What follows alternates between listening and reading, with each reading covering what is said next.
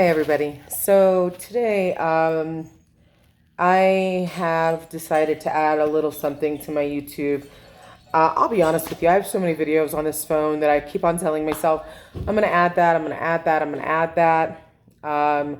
Partially because they're not, some of them really do need editing.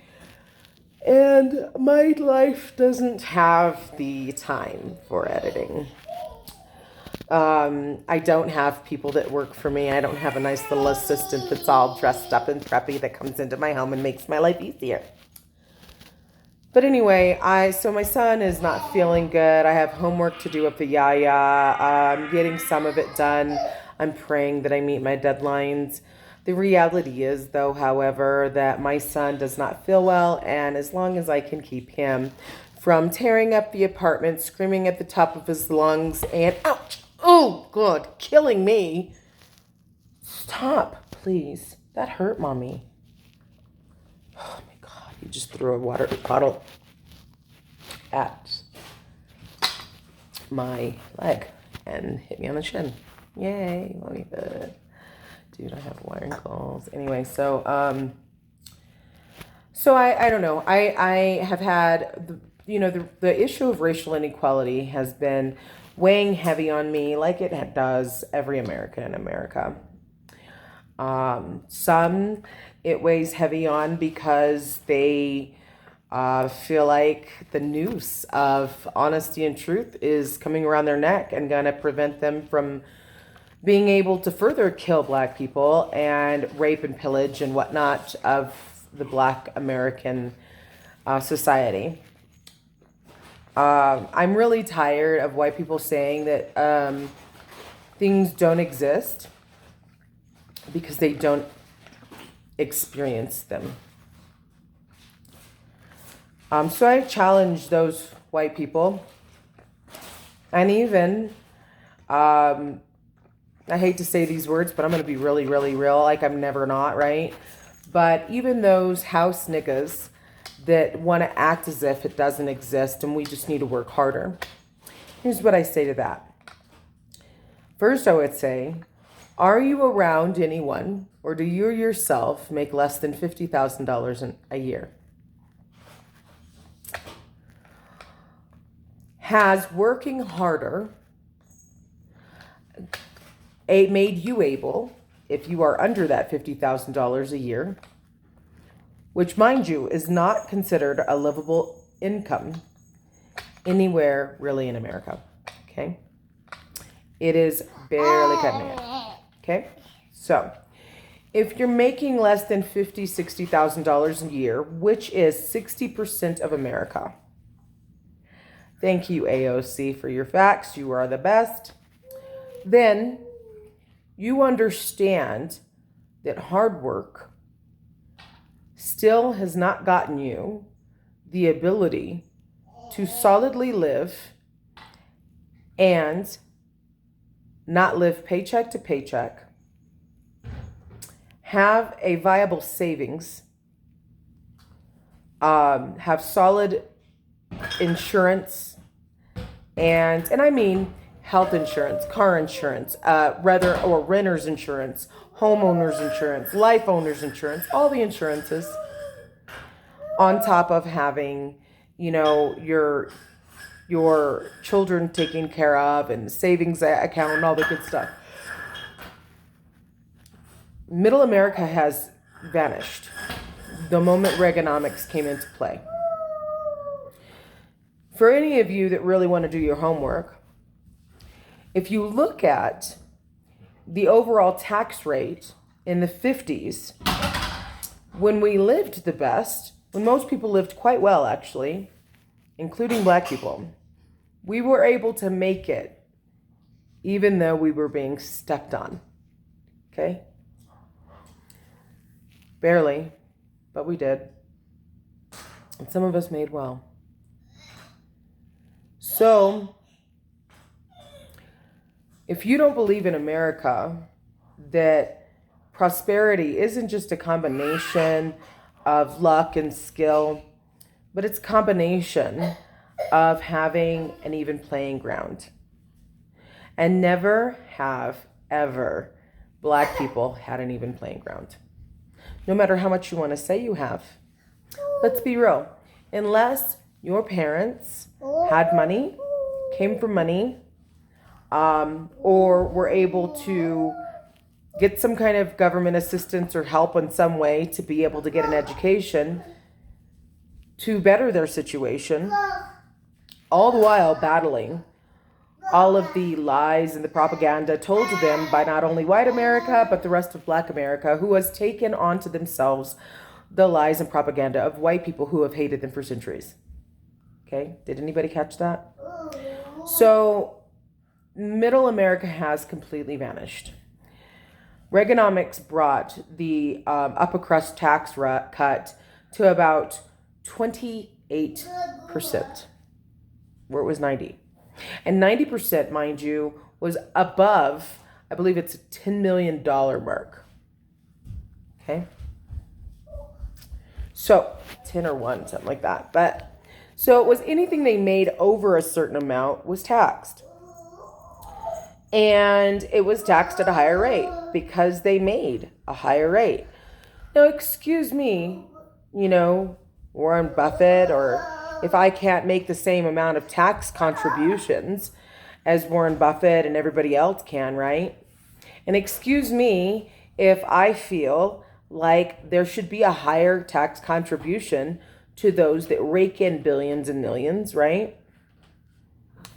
Excuse me that I feel that way. I'm not saying that I'm against being able to have solid, competition and the American dream be made available to us. What I'm saying is, I wish every person who had over $10 million did have every penny beyond that tax, 90%. Because it would radically change the amount of not only what we owe as a nation, but our ability to do something about it. See, a lot of the things that we argue about and that right wing, alt-right, whatever, people want to be all up in arms about are things that, other countries do very commonly. For instance, most other countries have a national health plan, okay? Most other countries beside America. America's GDP is lowering because we don't export services. We only import primarily. We owe China and Japan a massive amount of our debt, our national debt. So as Trump decides to provoke China, they could pull our debt they owe at any moment. And it would cripple our dollar. As it crippled our American dollar, here's the kicker. People like Trump, Warren Buffett, and all the rest have nice little savings accounts in other countries where they're able to just go run over and grab a couple million and keep it pushing, right? As they tear down the America that millions have fought and died for, they would be able to, and believe me, willing to, pick up, leave, go grab that several $1 million and go to another country quite easily. I mean, let's be honest, 9 times out of 10, they're all buddies, so they probably have a nice little island or two hanging out waiting for them. I mean, there is that island right off of, in Florida, Star Isle. Anyway, yes, baby. Can I blow your nose? Can we blow your nose? Anyway, all I can say is that if you want to really assess whether or not, you're part of the problem or you're part of the solution, here's my question to you. If you make less than $50,000 a year, is it paying your bills? Do you have insurance? Do you have money saved? Do you have savings for your children's education? And if not, do you ever see that changing? Do you see your retirement being something that you can live through adequately and have your needs provided for, or that you will have to lean upon the government for? Here's the other thing. Social Security has been paid into for quite a while by the baby boomers, who are now all retiring. Trump being one of those. See, I find it funny that rich, white, old men are more than willing to tell the rest of the rich or the old white people that they don't matter as long as they have their money. Because they want to cut off health programs. Think about all those people right now and who in the next 10 years will be on Medicaid and Social Security. The money from Social Security is going to take that away from our overall income for America. So that's going to affect our national debt again drastically. We're going to have that silver tsunami happen. We're going to be broke. Destitute. I plan on teaching my son to machine. I've encouraged my daughter to go to work as a machinist, because it's a job that you could do anywhere. And I don't need an education to do it anywhere. But the faster I get my education, the easier I can do it anywhere, right? So,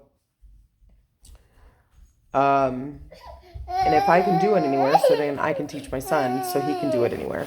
And if he can do it anywhere, that means that he can leave this country. Come here, baby. Come here, my love.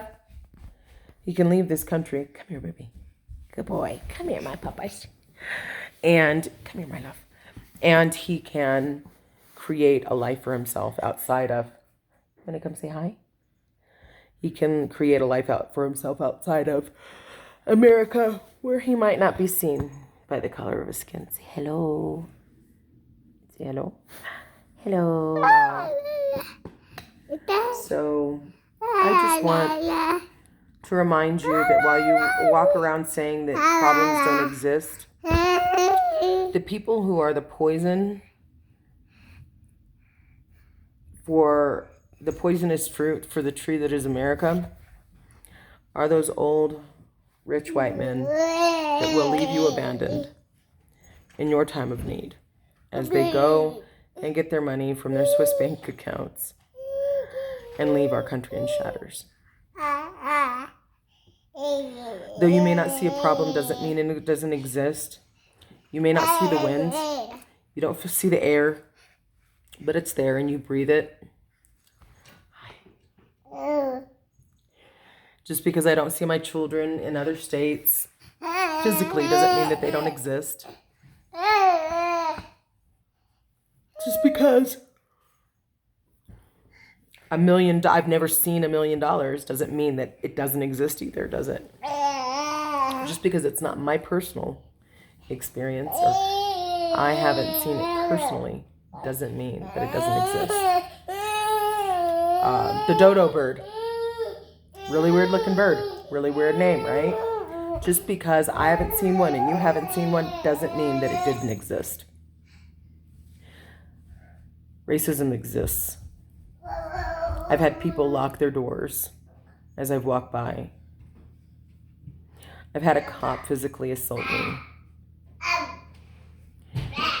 I've been called a nigger in the middle of my hallway as I'm trying to make it to class.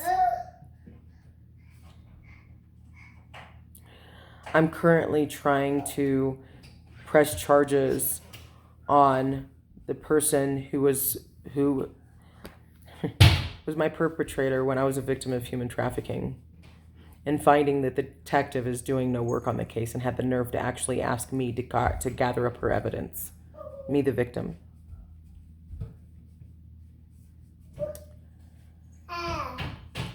And doesn't want to try to get the evidence gathered either. If I was some young white girl, she would be all over it. But because he goes after black women, and black young girls. It doesn't matter to her or her superior or the DA in Denver County. There you are.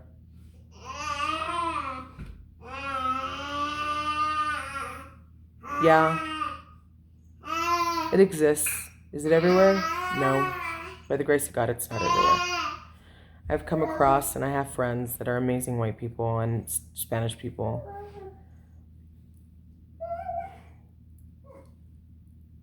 But it's not like people are going to drink progressive Kool-Aid and that progressive Kool-Aid is going to heal the poisoned tree of America.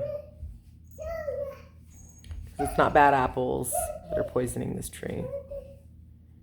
It's systemic, deep-rooted, taught hate racism that makes people who feel obsolete and unvalued worthy because someone else is less worthy than them.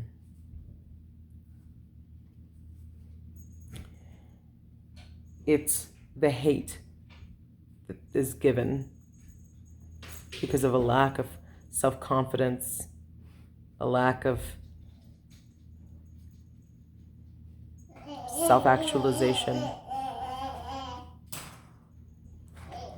No matter, you can throw all the facts you want at it. There's no education that's going to fix this. The truth is, it's going to take a radical act and some radical people, some radical acts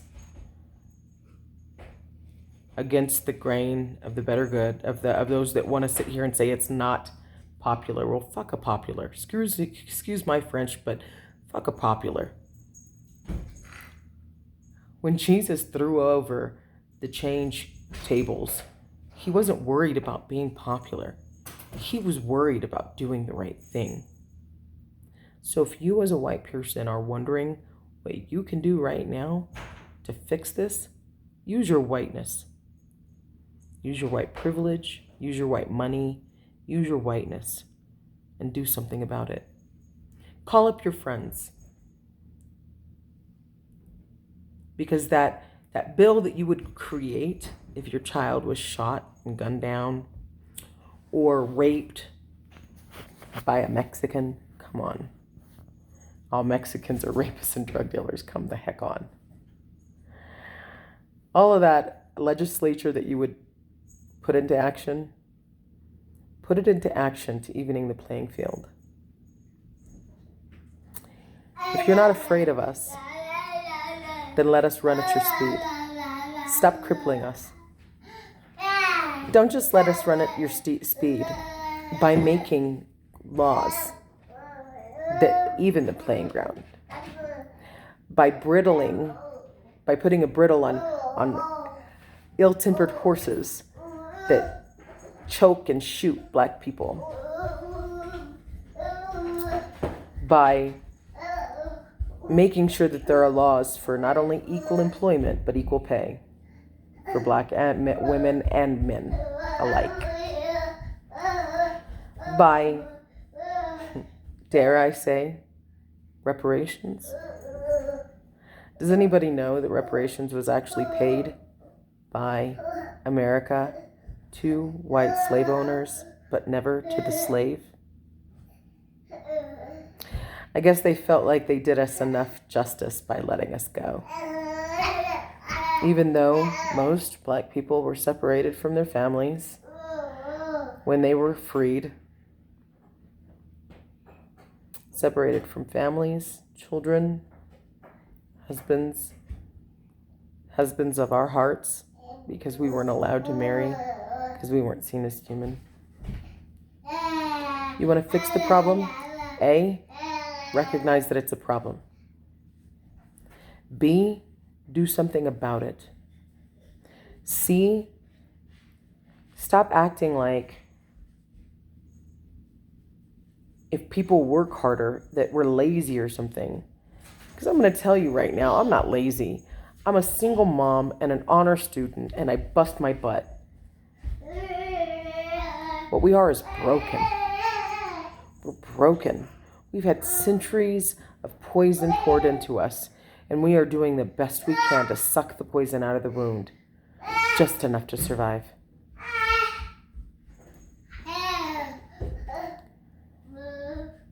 You see something, you do something. You want to use your whiteness, that's how you use your whiteness. You see something and you do something. You see something wrong, you do something about it. You don't see something wrong, you still do something about what you know is there. That's how you make it right.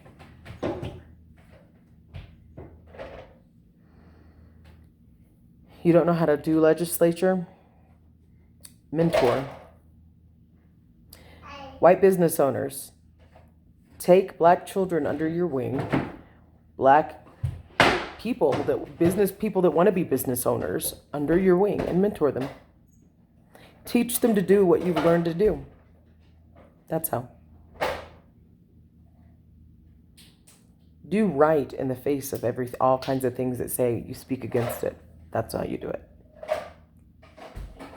And until we each take personally the offense and pain of others, nothing will change. We are our brother's keeper. We are our brother's keeper.